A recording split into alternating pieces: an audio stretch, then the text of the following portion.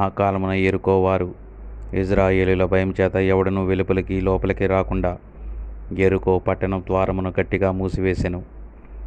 అప్పుడు యెహోవా యెహోషువతో ఇట్లనెను, నేను యెరికో దాని రాజును పరాక్రమం గల శూరులందరినీ నీ చేతికి అప్పగించుచున్నాను.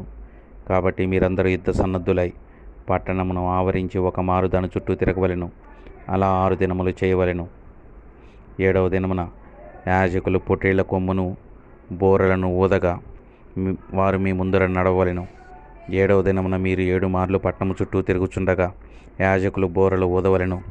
మానక వారు కొమ్ములతో ధ్వని చేయుచుండగా జనులందరూ ఆర్భాటముతో కేకలు వేయవలెను. అప్పుడు ఆ పట్టణం యొక్క ప్రాకారములు కూలునని దేవుడు వారితో చెప్పెను. ప్రజలందరూ ఆర్భాటముతో కేకలు వేస్తున్నప్పుడు వారి ధ్వని యొక్క పౌనపుణ్యము ఆ గోడల యొక్క పౌనపుణ్యము సమానమై